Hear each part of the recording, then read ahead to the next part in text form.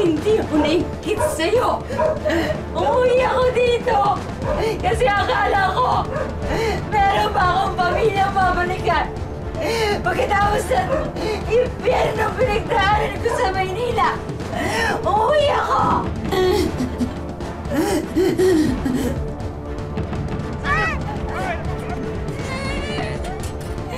Para din ako!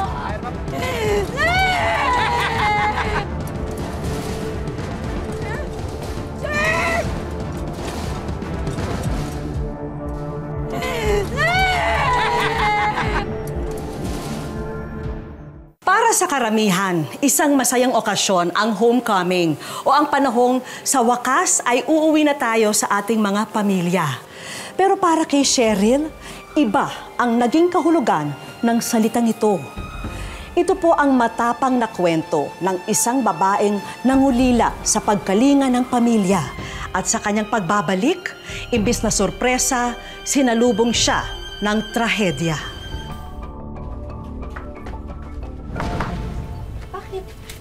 Nararapat sa'yo. Kaya ka! Ingitera ka talaga! Dali lang. Ingitera ka! Ano bang ginawa ko sa'yo?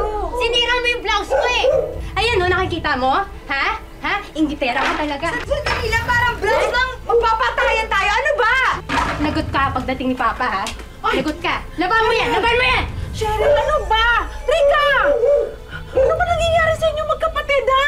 Hindi ko siya kapatid.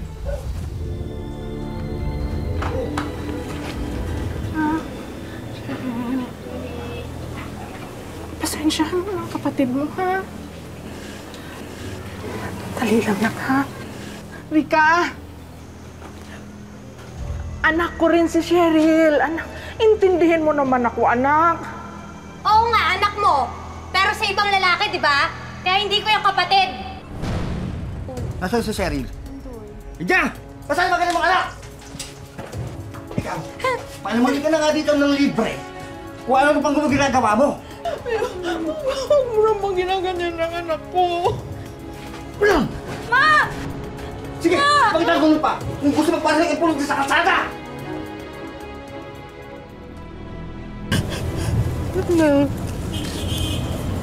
Ay, katrabaho po ako.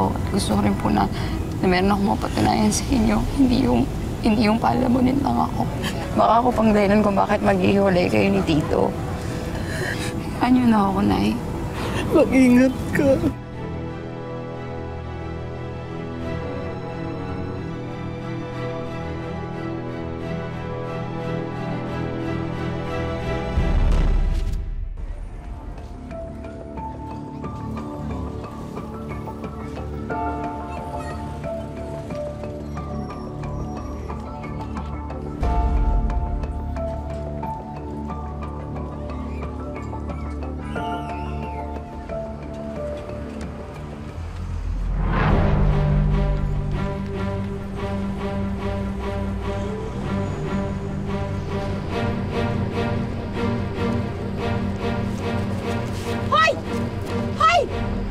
Gamit ko yan!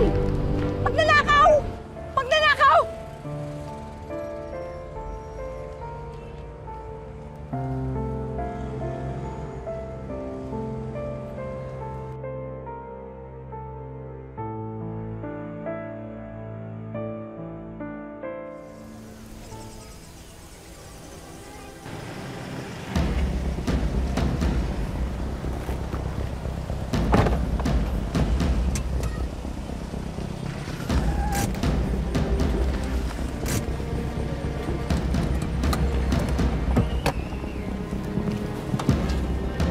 Naku! Hoy! Hoy! Ano yan, sir? Sorry. Oh,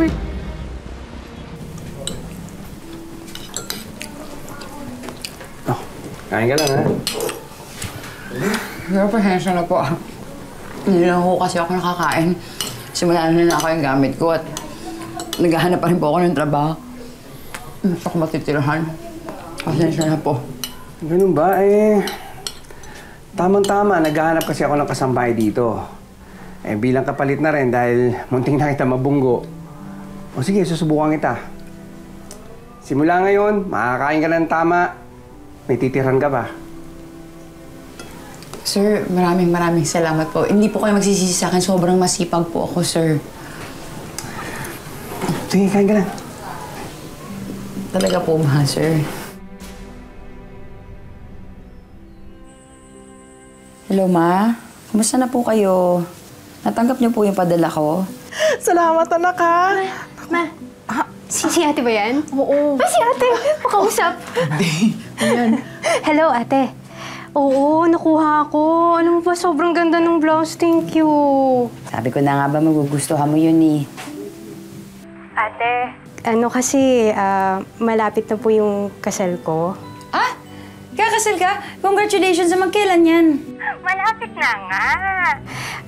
Ayun nga, ate, favor sana. Kung pwede, ikaw yung sumagot sa reception. Oo naman. Sige. Magpapadala ako dyan. Wow! Oh, sige, ate. Thank you, Thank you so much. Oh, ito na. Anak, ikaw, kamusta ka naman dyan? Maayos naman ako dito. Maayos naman po yung trato ng amo ko sa akin. Maayos din po magpasweldo. Ayan. Sige. Ay. Nay, sige po. Sa susunod na lang, patatawag na lang ako ulit. Tinatawag na po kasi ako. Opo. Sandali lang po. Sir? Masisigaw.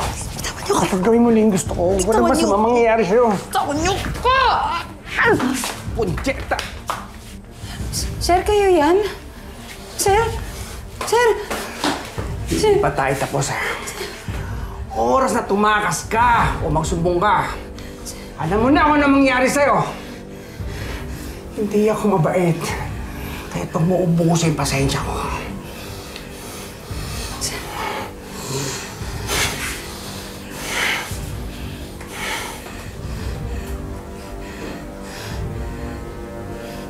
Buong akala ni Cheryl ay maswerte siya sa napasukang amo.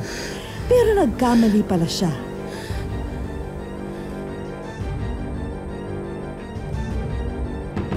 Cheryl! Ano naman ba ito, ha? Halika para makita ko. Halika! Sir, sandali lang po. Sir, sandali lang po. Sir! Ayan, ayan! Ayan! Ayan! Tignan mo na makita mo! Ha? Di ba ka binimilin ako sa'yo na linisin mo yan? Ano yan? Ano yung nakikita ko? Opo, sir. Lilinisin ko na po. Ito na po. Linisin mo, ha? Sir! Pag hindi mo nilinis yan, ha? Ha? Sa'yo ko paiinom to, ha? Ha?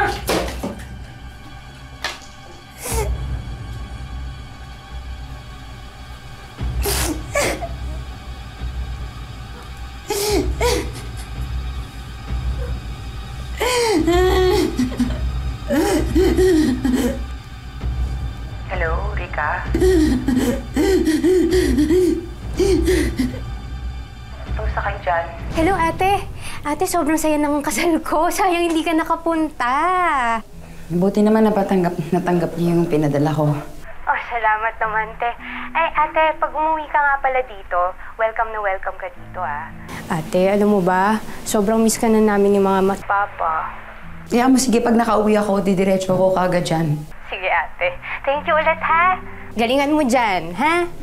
Sige. Ingat kayo, ha? Okay, bye-bye. Paano nga ba iiwan ni Cheryl ang malaimpyernong tahanang kanyang napasukan kung ang trabahong ito ang makakatulong sa kanyang pamilya? At dahil din dito ay mas tinatanggap siya ng kanyang kapatid at ina. Hanggang saan ang kaya niyang tiisin para sa kanila?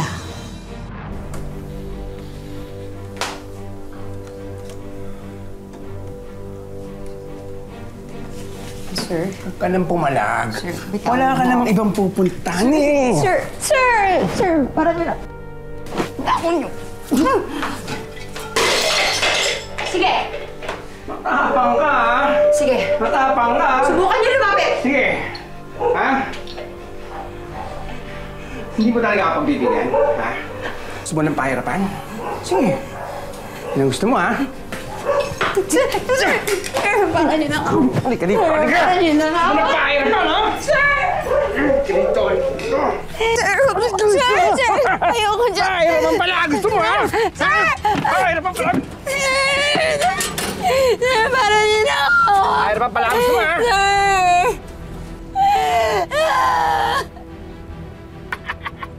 Gusto mo, di ba?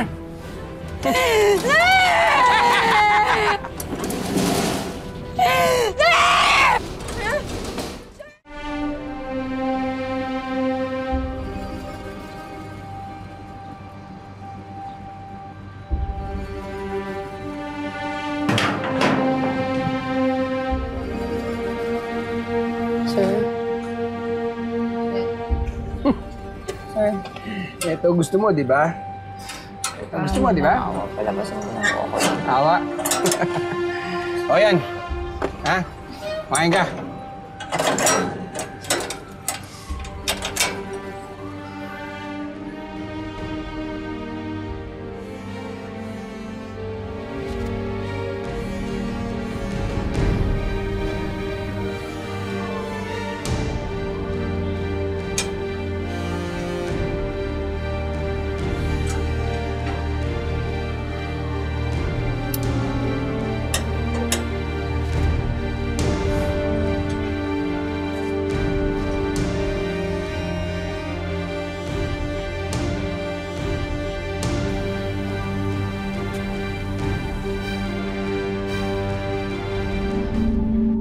Nang tuluyang makatakas sa kamay ng mga mapang-abusong amo, nagdesisyon si Cheryl na umuwi na sa kanilang probinsya.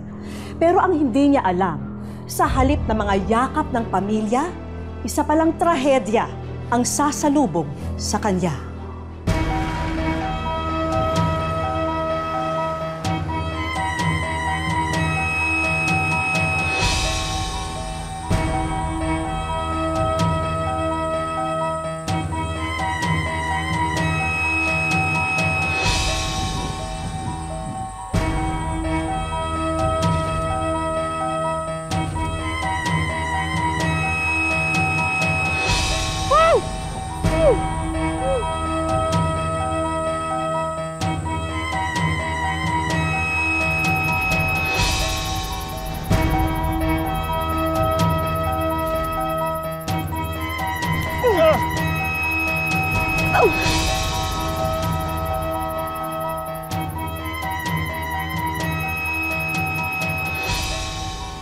Ma'am, doon po! Doon po! Doon po! Dito po! Dito po! Yan po! Ano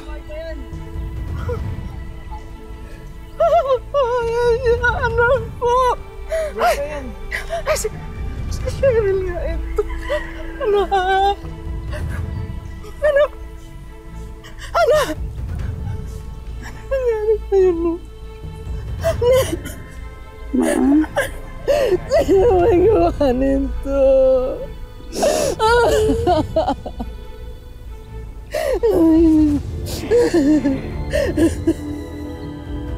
Rika! Ate! Ate! Ano nangyari sa'yo? Po, anak ko po. Ate, ano nangyari sa'yo? Pinagsamantalaan ako.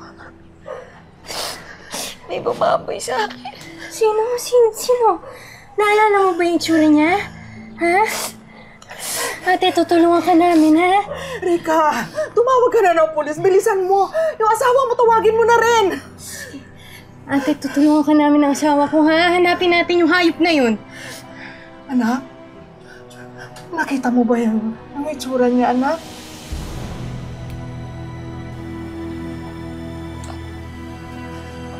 Tanda ko pa yung anong hayop na yun. Rika, ano ba? Nasaan yung asawa mo? Ito na nga, ma! Tawagin mo na nang makatulong na rin sa atin. Ito na. mo! Ba't ka tawag? Ulit May ka na nga magreklamo. May nangyari kay ate. Ate, asawa ko si Donnie. Tutulungan ka namin, ate, ha? Tutulungan ka namin. Ay! Ate, teka lang! Teka lang! Hayop ka! Siya! Siya yung kumasa sa akin! Siya! Siya yung kumasa sa akin! Ate, sa'yo, ate. Ayan o! Ayan o! Sabi yung kalmot ko sa mukha niya. Ikaw yun! Hayop kang Teka, ano ba sinasabi? Hindi ko alam pinagkasabi mo! Demonyo ka! Bakit? Bakit? Siya yun! Siya yun! Tanda ko yung mukha mo! Hayop ka! Asawa siya ng kapatid mo! Totoo ba yung sinasabi ng ate ko? Sabihin mo yung totoo! Lasing ako pero hindi ko siya ginahasa. Siya yung unang lumapit sa akin nun eh. Nilandin niya ako ha, nilandin niya ako. Hindi ko siya ginahasa. Siya yung unang lumapit sa akin. Siya! Sinangaling ka! Totoo ba yun? Bakit siya ba yung papaniwalaan niyo? Ma! Bakit ako gagawa ng kwento? Siguro umuwi ka lang dito, no? Dahil naiingit ka sa akin? Kaya pinapalabas mo? Ginahasa ka ng asawa ko? Nilandi mo siya! Umuwi ako dito! Kasi akala ko, meron pa akong pamilyang babalikan. Pagkatapos na impyerno ng pinagdaanan ko sa Maynila, umuwi ako! Hindi, sinungaling ka! Sinungaling ka! Tama na! Hindi ako sinungaling at kahit kailan, hindi ako naingkit sa'yo. Bakit mo gusto sirain tong pamilyang to? Bakit ba ang hirap kong paniwalaan? Maaga ngayon ba? Hindi niyo pa rin ako kayang ipagtanggol. Hanggang ngayon, Wala! Wala kang kwenta dahil sinungaling ka! Wala ka nang ginawa kundi sirain to! Tama na! Ginamit niya lang akong lahat. Pagkatapos ko, padala lahat ng pera ko sa inyo, ginamit niya lang ako. Sinungaling ka! Ikaw! At ikaw! Umalis ka na, Sherry! Magkasing sahod kayo na itong hayop na ito! Magsama-sama kayo! Lumayas ka na! Lumayas ka na! Sherry! Ako, Sherry! Umalis ka na lang dito! Ay namin dito eh! Umalis ka na lang! Umalis ka! Bago ka maging kahihiyan nitong pamilyang to! Please lang, umalis ka na! Umalis ka na, anak! Doon ka na muna sa lola mo! Hayop kayo! Hayop kayo! Hayop kayo! Hayop kayo! Hayop!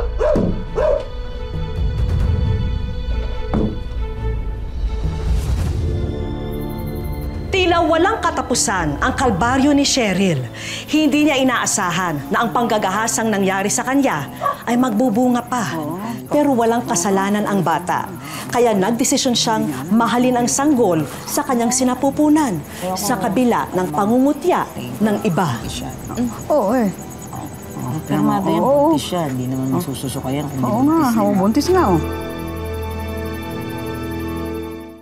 Di ba? Totoo nga. Sabi ko sa'yo, Oo, buntis nga.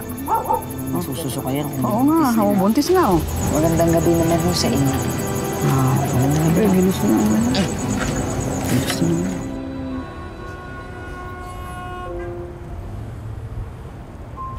Kailangan ko pong buhayin ng anak ko at ako lang po ang gagawa nun. Sabihin niyo sa kanya, pupunta lang po ako ng Maynila ha. Sabihin niyo, babalikan ko siya.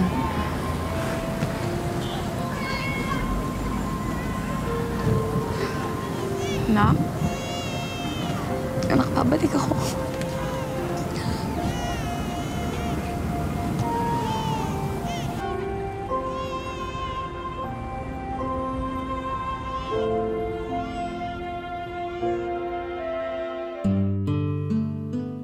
Mula nang lisanin ni Cheryl, hindi niya tunay na pangalan ang kanilang probinsya kung saan-saan na rin siya dinala ng kanyang mga paa.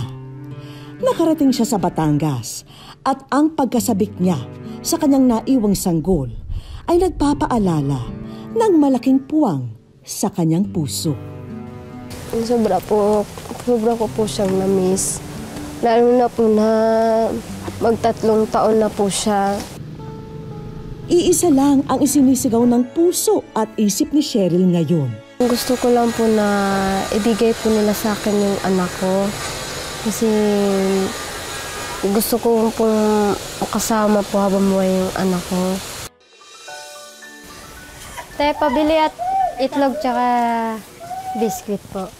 May isusukling sorpresa pa sa'yo ang tinderang aming kakutsaba. Bumungad sa kanya ang sulat niya sa aming programa na... Gusto ko lang po ikwento po nangyari po sa akin. Salamat mo.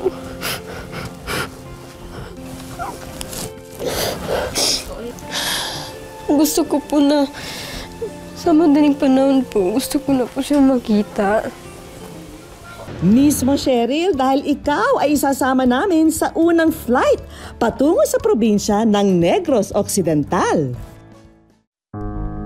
Sa hapon ding yun, sinamahan na namin si Cheryl sa tila pinakamahabang biyahe sa buhay niya. Sa wakas, malapit na niyang nakita ang kanyang anak. Una muna naming pinuntahan si Lola. Gar, nita mo rin. Mapunta ka sa sulok ko rin mo po. Ano, di ka maloy si mga puhan? Diya ka nagtubo, diya ka nagdako sa kamay pagkana. Ko, dili man wala man kay kuan god. Ang akong giari dire. Si Dodong. Walang tigil ang sumbatan ng maglola. Walang humpay ang revelasyon ng kanya-kanyang saloobin. Ano lang ko dire ma para sa Oo, para sa kay Dodong, pero dili ganon. Welcome ka ni Dodong. Gusto ko mabuhay si Dodong, maka-eskwela sa tarong. Ha? No.